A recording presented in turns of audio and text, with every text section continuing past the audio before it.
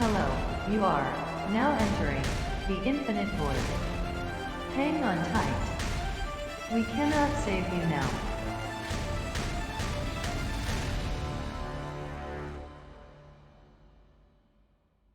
Hello and welcome to this week's episode. I'm your co-host Jacob.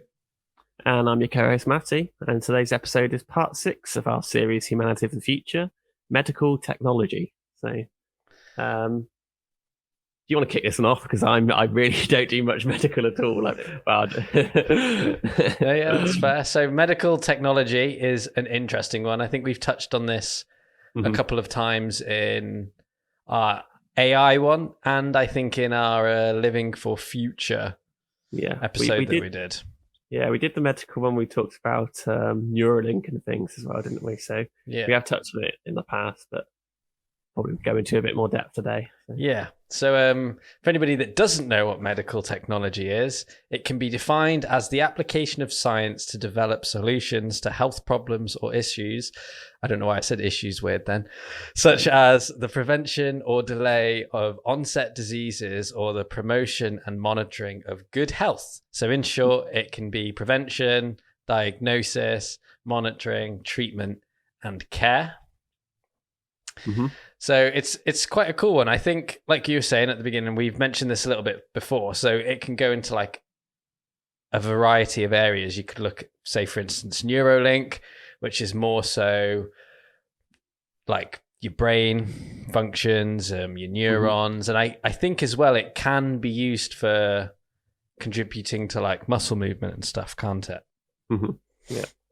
And then you've obviously got other stuff like cryogenics, which we touched on in our Living Forever episode, which is the whole idea of freezing yourself. And I think when we were learning about that, wasn't it like really gruesome? Don't they like, sorry for anyone if this is going to make you go funny, but like, don't they like drain you and then pump you full of this fluid that can be frozen? Yeah. So that's kind of cool. And then obviously we touched on it a little bit more too in the artificial intelligence series, which was more so to do with like diagnosis and monitoring, wasn't it? We had this idea of like maybe a pod that you could step into in your smart home that was your like digital doctor and could keep an eye on you or could notice that you've got something wrong or that there's a pattern. Because I watched this series on YouTube a while back and it had Robert Downey Jr. as the presenter, and one of the episodes they were in India and they had this AI application that they were using, and it was scanning retinas in eyes, and it could tell like by looking at an eye whether or not that person was going to go blind or not, because it might have even been glaucoma, but there was some kind of like eye infection out there because of like the conditions. And it was just really cool to see like this machine being able to source through all this data at such like an alarming rate. And I know like quite a lot of people are into this idea of like, oh, the doctor knows best, but they're only human too. Do you know what I mean? And I feel like medical technology in general is probably going to see a massive boom, even though it's seeing a massive boom and has always seen a massive boom, because I feel like the more data and the more information and the like better technology that we get for like processing and speed and capability, it's only going to make all of these better.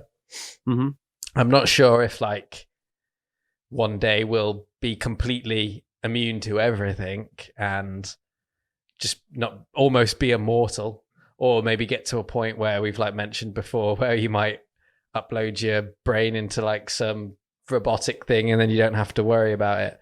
But I think all this kind of stuff is very promising, especially at the age that we live in now with like AI and algorithms, because you're seeing it. Like there are so many apps nowadays that you can have to like monitor your water consumption, your coffee consumption, what's your heart rate, what's the UV like outside.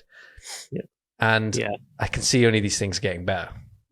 That's something that I definitely want to come back to, because I found this really interesting thing on like gamification of health. But like when I was sort of researching for this episode, sort of a lot of the things that you just talked about came into like one section that I found. I sort of found that there was like 4 main categories of like research that was going on. So one is like the preventative diagnosis stuff, so like trying to sort of identify health trends and stuff, whether that's using sort of artificial intelligence or sort of just promoting health through sort of healthy living and things. That sort of comes under one category, which is something that I want to talk probably most about, because I think that's where a lot of the interesting stuff is. But then you've got the sort of medical treatment stuff, which I think is probably what most people think of. So that is like developing new drugs and developing new surgeries and stuff. Then a third category of sort of overcoming physical things. So like with technology, so for example, deafness, blindness, sort of paralysis, and people who have sort of lost limbs and stuff. So that was sort of another one. And like the final category of, again, what you talked about with like cryogenics and living in that like brain in a jar sort of thing. Yeah. Sort of really wacky like life extension stuff. So those are the sort of four sort of categories that I think most medical technology fits into, and I sort of structured my research and sort of some of the stuff that I want to talk about around. So yeah. Cool. Well, before we kind of go into those, I wanted to I tried to find a little bit of research in some like forward thinking, futuristic-esque companies that are kind of operating right now, that I thought would be quite good for just surprising people really, and what we're currently trying to do. And it was a bit of a struggle, I'm not going to lie. I sometimes forget where we currently are in like the time, I don't know what you want to call it, timeline of things. I sometimes live in the future a little bit too much, but I have found some cool things. So the first thing that I wanted to share was this company called H2O.ai. And basically it's an artificial intelligence that analyzes data throughout a healthcare system. And then it can do automated and predictive processes. So it's been used at an ICU transfer, and it's been used to kind of improve clinical workflow. And it's also been used for the whole like back end of hospitals. So all of the management booking and everything like that. And they're currently trying to use it now to like data mine health data. So it can predict which hospitals have sepsis at the quickest rate, and then can ultimately reduce the death rate. So I thought that's kind of weird, but cool. It's kind of an interesting one. And then another one is obviously IBM's Watson. He's got a couple of side gigs, and one of his side gigs is helping healthcare professionals harness their data to optimize hospital efficiency. And basically what IBM's doing is trying to create better discourse between the patients and the staff to improve treatment. So they have like a lot of personalized, it's almost kind of like Siri, but it provides health plans and ideas for your days, but it can also interpret like your testing results and decide before you can like make a decision whether or not there's any early signs of any diseases. So that was another cool little one. And then you've got Google DeepMind, which is obviously all over the news, but this one in specifically right now is looking at notifying doctors when patients' healths deteriorate. So I'm assuming this is going to be more so kind of like a wearable, but it'll be like powered by Google's DeepMind. And essentially it'll just look at your health, and when it notices that you're in decline, it will like notify the correct authority or service to come and help you. And then one last little one that I've got is called Vicarus Surgical. And this one is right up my street. It is virtual reality enabled robotics for surgery. And it combines virtual reality with AI enabled robots, so surgeons can perform minimal invasive operations using the company's technologies. Surgeons can virtually shrink and explore the inside of a patient's body in more detail. It's insane. That's awesome. Yeah, I found that one and I was like, everybody needs to know about that one because that's so cool. I can imagine that's like, you know, when you were a kid and you were at school and you had like the classic like biology textbook, and it would always be like the people would go into a little submarine and go into Yeah. your body. I'm imagining that when I read that. I was like, I would put goggles on and fly in there and just go and sort the problem out. I bet it's awesome.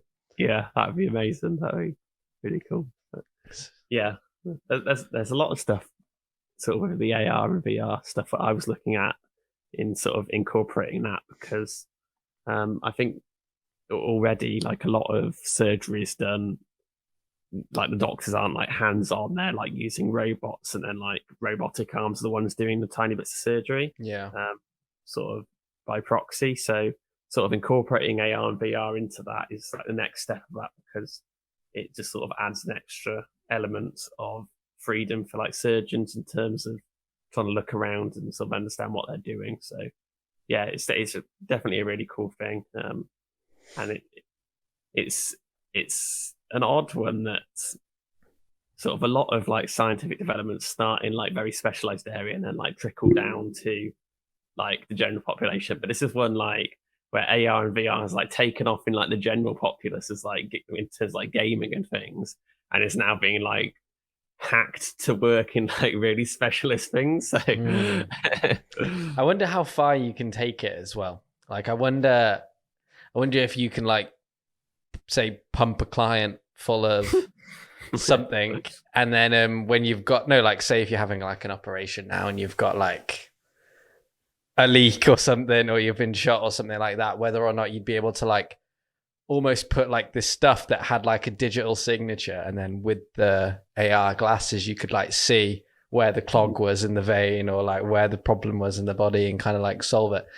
Because I do agree with you, it's funny with like VR and AR, because it did get adopted by the public much quicker than it did by like those kind of private sectors, or maybe not. Maybe the private sectors have been using it for ages and they've just got the good stuff.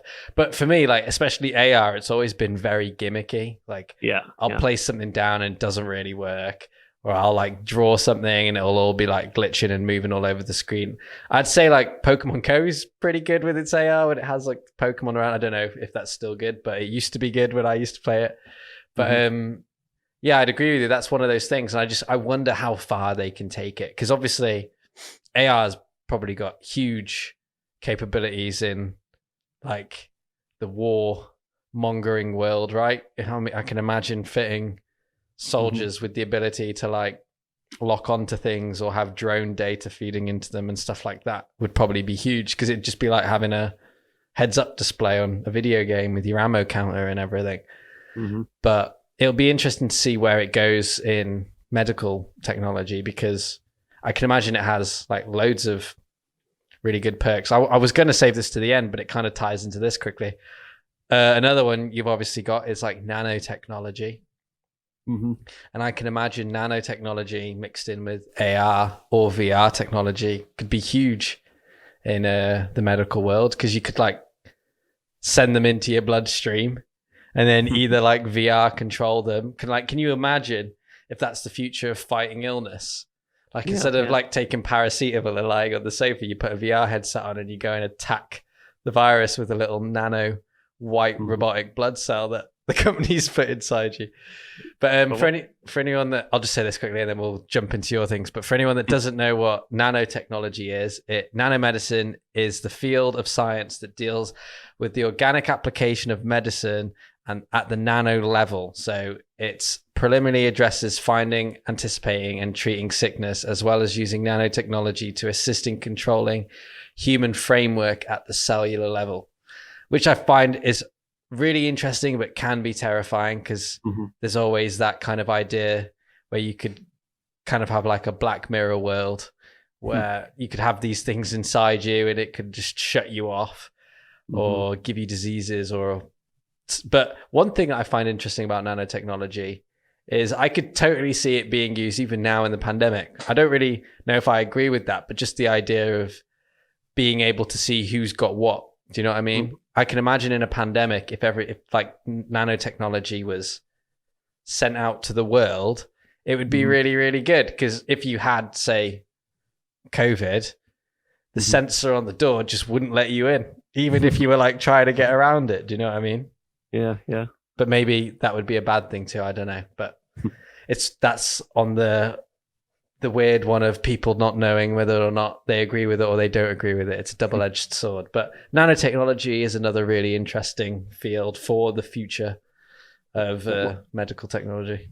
One sort of bit of nanotechnology that I'd seen, it's been around for a couple of years now, and I don't know if it's been adopted mainstream or it's still sort of in like development, is sort of creating nanostructures that can hold like drugs and then release them into like specific areas. So creating like nanostructures using things like carbon nanotubes and those sorts of things, where you can like have a carbon nanotube, pack the middle of the tube with like the drug that you're trying to deliver, and then engineer it so the carbon nanotube only sort of actuates or like unfurls when it gets to like a specific part of the body. Yeah. Which would mean particularly things like chemotherapy. So, chemotherapy is basically just inject people with poison, hope that it kills the cancer cells faster than it kills you, sort of thing. So if you could sort of harness that so that you're using the drugs only on the cells that you want to be using it, whether it's a cancer or whether it's sort of delivering hormones or receptor molecules to sort of organs and things. That's a really interesting one, and I know it's been sort of going for a couple of years now as a real sort of potential innovation that they want to try. So, yeah, I can imagine it's got loads of things. Thinking about it now, haven't we? I swear we've done an episode on nanotechnology. My memory is going. I don't know what's wrong with it. Yes, you know what? We did episode 11, biotechnology. There we go. That's the one. There's a thumbnail of like a little robotic octopus repairing some DNA. Because I think in that we discussed how that actually was one of the reasons what led us to do the artificial intelligence series, because they were talking about the idea that you could have all these nanobots in your body, couldn't you? And it could just monitor everything. Mm-hmm. And just if there's anything wrong anywhere, let you know if it's cancerous, whether your brain's deteriorating, whatever it was. And I think it went down the route in the end that like you could massively change people, couldn't you? You could like change them on the genetic scale and stuff. But nanotechnology, I find it really interesting. It's like, for me, it's like on the cusp of sci-fi almost. Mm-hmm. Yeah. Just looking here now, you can see a definite theme where we were going in that month of Infinite Void. It's biotechnology, the future of gaming, interplanetary contamination, and living forever. It's a fun month. It's like a precursor for this whole series. Yeah. But you were saying about some of the areas. Yeah, so the sort of 4 areas that I picked up on were like preventative, sort of medical treatments, curing things like, or assisted living with like things like deafness, lost limbs, and then finally like the wacky sort of like life enhancing sort of things. So yeah, what sort of some things that I found though. So on the preventative stuff, a really interesting one that I sort of came across, and there's a bit of a debate about this stuff, is about sort of gamifying health insurance and sort of how we treat health. So this article that I've come across talks about Qualcomm and United Healthcare have integrated Samsung and Garmin wearables into their national wellness program, and it enables eligible plan participants to earn up to more than $1,000 a year by meeting daily walking goals and other health goals. And it's this sort of thing. It's like really weird that these companies, like health insurance companies, or even like national governments and stuff, they could theoretically like give everyone like a smartwatch or like a Fitbit or something, and then like reward them or incentivize them to be healthy in this really weird sort of way. Which on one hand is like really good, because like if you're like making people go out and walk each day, then that's sort of positive. But you can imagine a country like China or something using this and like mandating that everyone has to walk for half an hour a day, and if you don't, like you can't go to work, or you can't use cars, or like really weird sort of stuff. So it was a really interesting one, sort of about how there's this sort of play off for like incentivizing people to do stuff and sort of forcing people to do stuff. So Yeah, the whole gamifying thing interests me because obviously it's kind of been around from the start in like video games too, as well, hasn't it? Like you've got like the whole dance mat thing, and like the Wii was another one. Like I remember as like a kid being quite big, and this whole idea of like making things, because I feel like they're actually gamifying most things now. Another thing that it really rubs me the wrong way is when they gamify a website. Like I'm here to use your website. I'm not here to do quizzes. I'm not here to have a special badge. Do you know what I mean? I just want the thing and I'm off. But yeah, it's gamifying's interesting because it just shows you what like at the core, what kind of like what being a human is almost about, because it works. Yeah, I've got people that sort of do Strava and use Strava for running. Yeah, and that lets you like set up leagues, and it can like track obviously your running and stuff. And all of them, they never talk about like how far they've run or like how far, like what their health is doing. All they talk about is like other people and how they're better or worse than them. Yeah. we just love it. We love setting goals, but not crazy ones that make us feel demotivated. Yeah. I thought that was a really interesting one about sort of just give everyone a smartwatch and you can earn money with it, sort of thing. So yeah, aren't they doing something similar like that right now with the vaccine too in the UK? Aren't they on about like giving young people free money if they go and get it? There's loads of stuff. Like there was a talk about, I think there are countries doing it. Like you just get given a couple of £100 for getting a vaccine, and then that's very much like the carrot approach. The other approach is to use a stick and say, if you don't get a vaccine, you can't go into places. So I wonder what happens though if they go down that route. Because then what about the people that have just already had it? Are they like, where's my couple of £100? Yeah, I did a good thing. Yeah, I do think I'm all for like people getting vaccinated. I'm all for like promoting health, but I do think there is a line of it. It's a very weird sort of slippery slope of, you know, where do you stop sort of incentivizing people, and it's sort of kind of mandatory. So, no, yeah, that's fair. That's fair. Yeah. I think monitoring is another good one. Because obviously, I know you mentioned it a little bit then, but just the amount of apps nowadays that there are, like, you can literally monitor anything. And I can see that being a good thing and a bad thing. Because obviously, if you suffer with like OCD, it's not going to be a good thing because it could send you west. Or if you have say like an eating habit or something, and then these apps are like reminding you to eat or like telling you that you're not eating or doing stuff. I can't imagine that's very good for like mental stuff, but I do like them, and it does feel like you're taking like the power back a little bit yourself sometimes, because I am notorious. If I'm at work and I'm busy, I'll just forget to drink water, or I'll just pump myself full of coffee all morning. Do you know what I mean? And then by 1 o'clock, I'll be like, oh no, my hand's a little bit shaky. I've had too much coffee today, or something like that.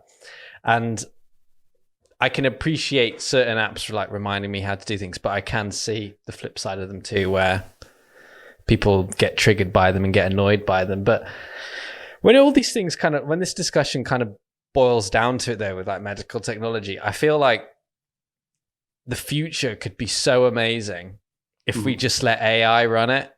And but I don't just mean like give them the keys and just be like, go crazy. Obviously there has to be like foresight and planning and preparation, but it just seems like the way to go. And I've probably said this a couple of times now, and people must be like, oh my God, Jake's just all for having AI overlords. But I'm beginning to feel it. I just feel like maybe an algorithm could run the planet a little bit better. Because like throughout all these episodes that we've done on the future of humanity, like we've done one on transportation, one on the Kardashev scale, one on renewable energy, one on agriculture and food. I feel like all of those could be amazing and solvable with AI. Like if AI ran agriculture and food, you could almost have like a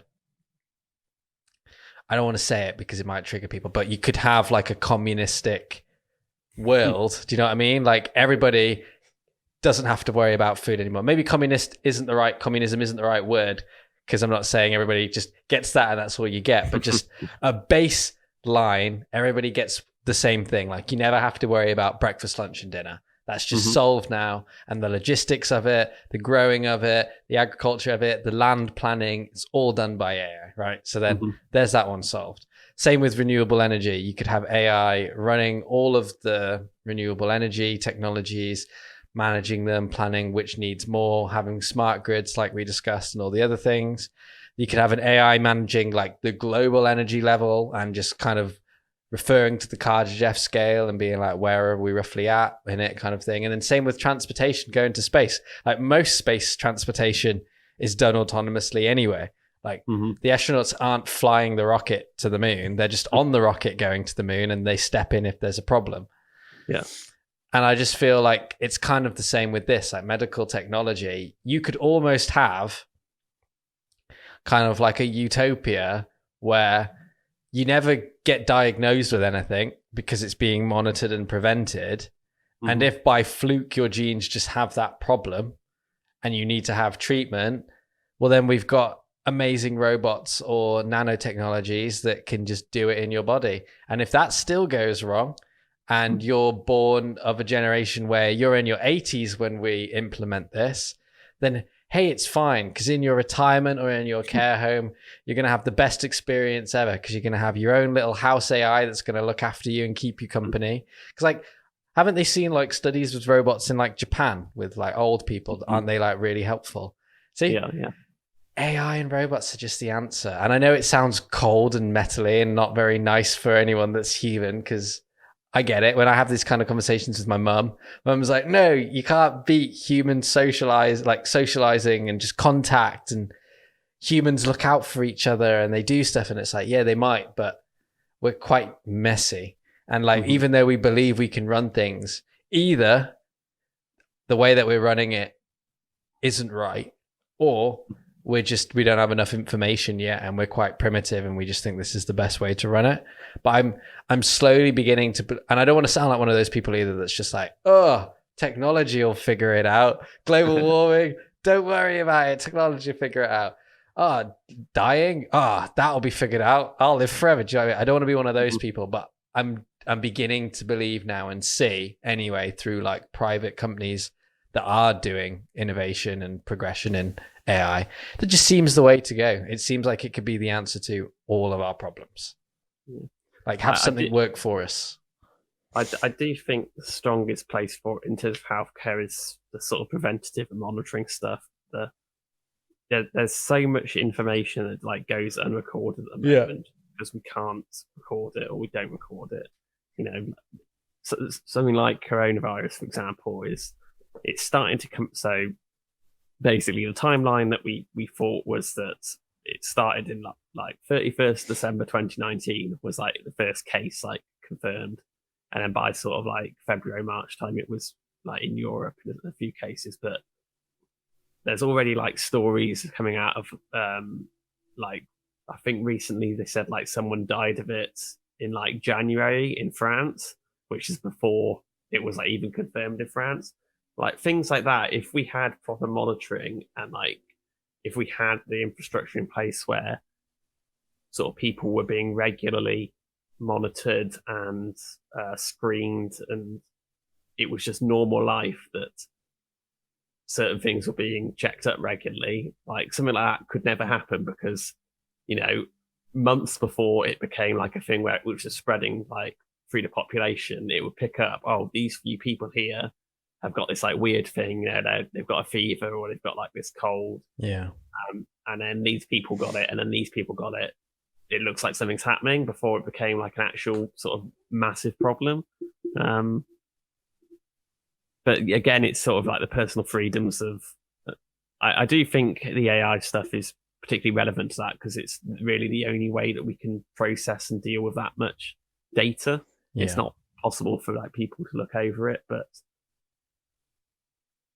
at the other end of the scale is the sort of stuff of like an artificial intelligence, like deciding who gets treatment, like who gets what. So I think it's a difficult one, particularly in health. As you said, like people like to think of sort of things being nice and cushy and not being shepherded around by robots. Yeah, no, it is an interesting one, and I agree with you as well, because it is two sides of a coin, isn't it? It's got, well, how much data do you want to give up to make the situation better? Yeah. And it's like, for me, that question's quite easy. Anyway, for me, it's like, I don't mind giving up data if it's being used correctly or going to the right people. Mm-hmm. And I think that's another problem with the digital age in general, is we're not giving the data necessarily all the time to the correct people. I'm not going to like name and shame anyone on here, but like sometimes it probably isn't in the best interest, say for preventing certain diseases, for that data to be going to the government. It should probably be going to the company that is creating those machines that are trying to prevent those diseases and diagnose them. You know what I mean? Because it's like the flip side to everything, isn't it? Like when you look at the healthcare system in America, like there is almost a pill for anything. Do you know what I mean? Because it's big pharma. There's so much money in like the pharmaceutical industry. And obviously if you had AI, a lot of that's going to go. So it's interesting because like all these subjects that we've spoken about, like medical technology and renewable energy and food and agriculture, almost none of them can be achieved unless we like change the way that humans live in society. And I just wonder how much we're willing to change to have these things.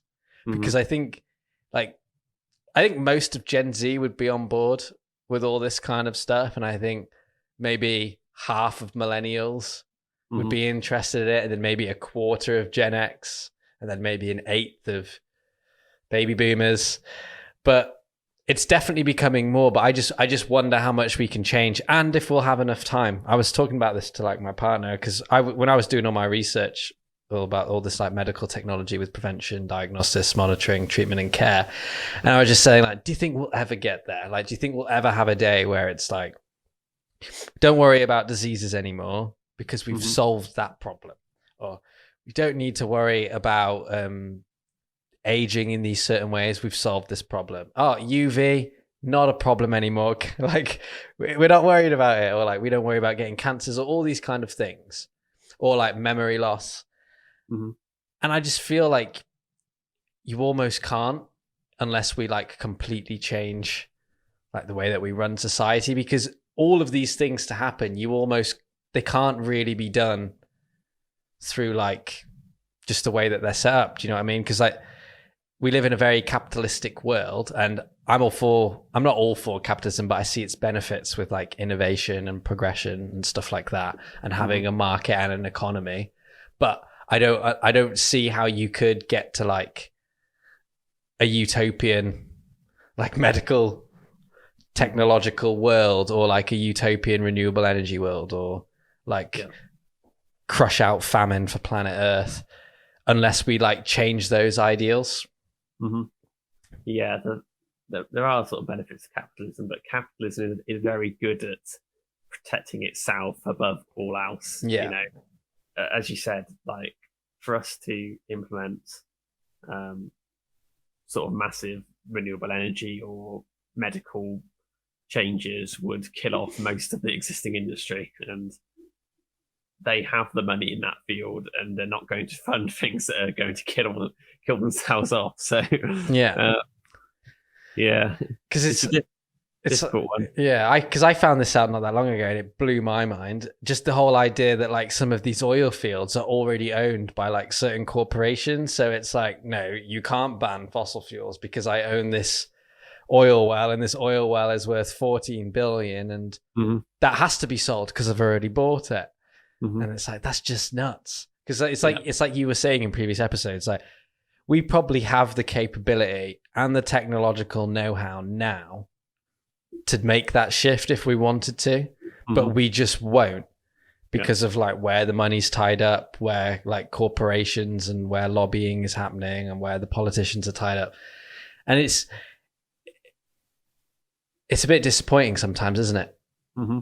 Maybe the future of humanity series should actually be called like the good humans of now, because like all these things are like possible now. It's just we need the right people doing the right roles.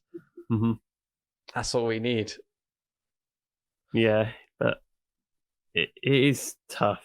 I think a lot of the sort of problems we've talked about, like the technology is there now in a lot of cases. In medical one is probably a bit further off. A lot of things are still sort of developing, but there are things that are available now or could be made available very soon. Yeah, it'll be in our lifetime anyway. Yeah, if the funding was given, but it's just sort of that shift and prioritizing.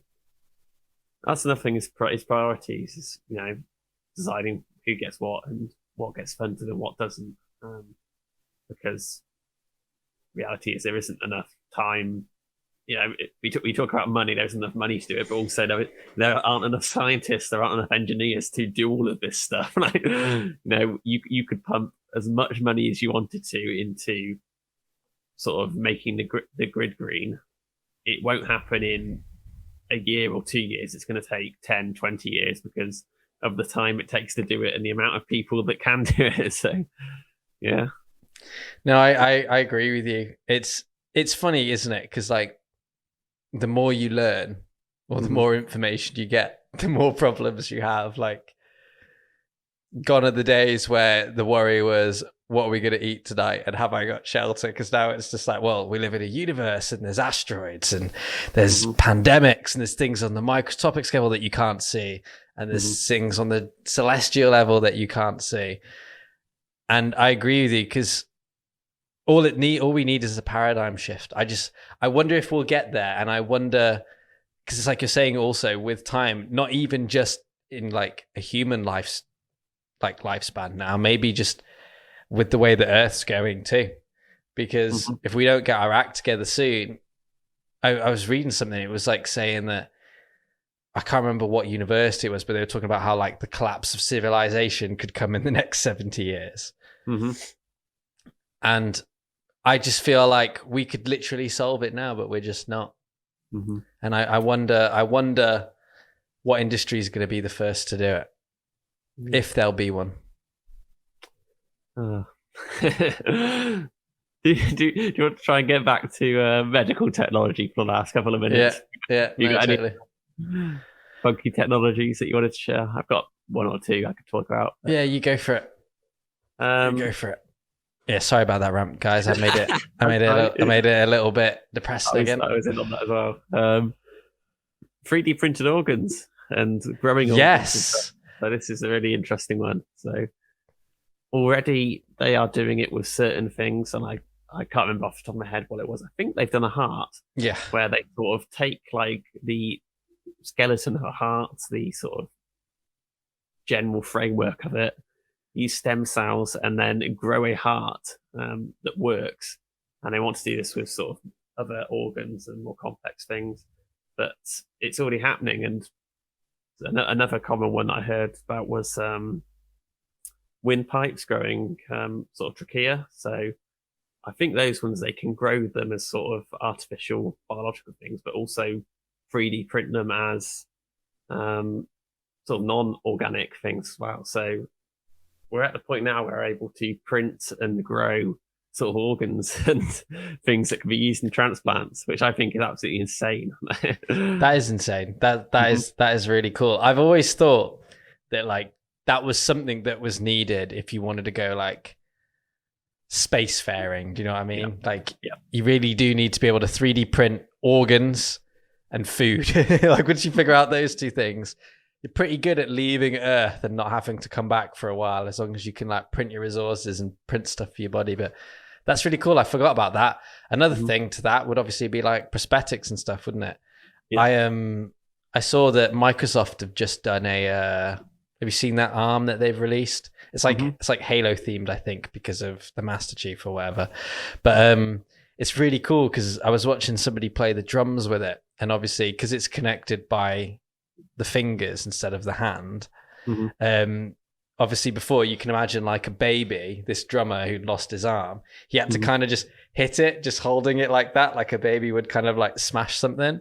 But with this, he was able to like wobble the stick between his fingers and stuff, and it was just crazy because it was like, I wonder how far we're off being able to have like fake limbs, but they feel real. Because I know that they've got pretty good now, haven't they, at making you feel like you're picking it up.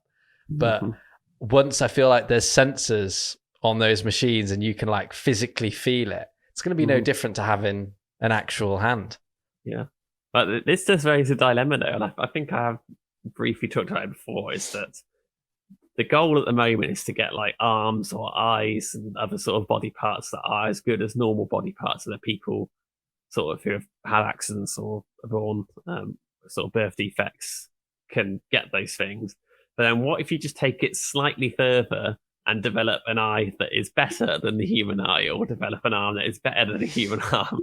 And it raises this sort of dilemma of like, would people, or should we even allow people to like have this sort of surgery to enhance their bodies with these like prosthetics? Because, you know, you could definitely imagine the way things are going in sort of 50 years time, someone's able to create like a fake eye that works as well as a human eye, but also has night vision, or has like optical zoom, or has like really weird stuff. And like, is it ethical to like modify people with like extra body parts? I don't know, because part of me wants to say it's probably up to the individual, but then at the same time, it's not really up to the individual if there is an expense, do you know what I mean? Because then everybody's not going to be allowed to afford it. Only certain people are going to have it, or certain countries are going to have it, because then it could, like we were saying before, go into like the military, and you could just give the military like forearms, or like make them like cold-blooded, or something ridiculous that just gives them a serious advantage. But yeah, no, that's interesting. I think where I don't mind it is if it's something that is like wearable. So say like if we create something that you can put, like a contact lens that you can put on your eye that gives you night vision or makes your vision better, or like some arms that you attach, so if you're like a warehouse worker, you've got 4 arms instead of 2, or like, you know, like I've seen them a couple of times, you know, like there's hydraulic systems that you put on your legs that allow you to pick up heavy things. Like, I'm all for that if you can like take it off, but I'm kind of agreeing with you on like, if it's permanent, I'm not sure, unless everybody gets it. And then it's like you're saying, how do we decide if everybody should have that? Like, at what point do we go, right, well, every baby from this day forward will have their eyes ripped out, and we will surgically put in robotic eyes because they are better than normal eyes. And that is a decision that we have made. And like, at what point is it just going to be when the baby's born, we extract the brain, we place it into a robot, and then that human carries on living its life because the rest of its form is weak. Yeah. But no, it's interesting, and I'm on the fence because like I'd totally get Neuralink, right? I'm all for it. If I could like. It's almost kind of like limitless for me, except without taking the crazy drug that makes you limitless. But like that whole idea of like pinnacle, kind of like the best that you can be. I've been making this joke with like the Olympics. I was like, it must be really weird walking around the Olympic Village, just being surrounded by like the pinnacle of like human athletes. Just be like, everyone here is insane. Like they're just absolutely nuts. And I can imagine there would be a serious market for all that kind of stuff. And I would be one of those people. I would be like, oh, I want the new Canon eye because I can do astrophotography with my eye. Do you know what I mean? Or like somebody wants the new chip that goes in their brain because they can just upload photos to Facebook by blinking at events. But then 2 years later, and your eyes out of date, and you've got to get a new one. See, that's where it could very scare it. Like if capitalism goes like Canon goes bust, and suddenly your eye, the firmware doesn't work. The whole society is blind forever. But that could be like a really scary route for capitalism to go down, though. Because can you imagine that? I think there was a film. Was it called Repo Man or something? Where I think that happens. There's a company that produces like 3D printed organs, and they make them and they give them out to everyone. But what they do are laws passed to say if you got in a car crash and you got rushed to hospital and you were unconscious, they wouldn't check if you had the money to have it. They would just fit you with these 3D printed organs. And then if you couldn't pay them, they would send a robot to come and pull them out your body whilst you were alive. Like, can you imagine like in a future where they persuade you, like with your phone every year, oh, get this new phone, it's better. You need these eyes, or you need these legs, or you need these like this waist or this neck or this strength thing, or these teeth, and or this taste or hearing. And because of that, like you were updating them all the time, and you have all these people in the future, like not being able to afford their contracts and stuff, but instead of their phones just going off, like they lose hearing because they've had it replaced. Or like they lose their sight, or they can't walk anymore because they've had their legs took away. Like that could be really scary. Yeah. It's definitely some. I'm now swayed the other way. I will not be doing. Yeah, I will be sticking to my body. But well, that was a fun place to end this episode. Everyone's going to be really worried now in the future. Robots are coming to take your eyes. Yeah. This could be the most derailed we've ever been. Yeah, I think this is the most derailed we've ever been. But if I'm honest with you, it's still taking some getting used to this whole like every 2 weeks thing. Because for anyone else, they probably think that we're just slacking, but it's because both of our like work lives and personal lives have become so much more crazy. It's still difficult trying to get this in once every 2 weeks. And like, yeah, I'm so off. Like, we had to shoot this intro like 3 times today because we kept saying the wrong thing at the beginning. So we will get used to it at some point. And anybody that's listened from the start, thanks for hanging on in there. You deserve an Infinite Void medal, but we don't plan on stopping anytime soon. So don't get worried about the every other week situation, because I've had a few people message me asking if we're running out of stuff to talk about, and definitely not. I don't think we've tackled any of our lists that we originally created. So we got nothing but time. But yeah, I really appreciate everyone that has come and listened to this episode or watched this episode. If you're watching on YouTube, give it a thumbs up and let us know down in the comments section below any medical technologies that we missed, or anything that you thought was cool from the episode, anything that you'd want us to touch on again in the future.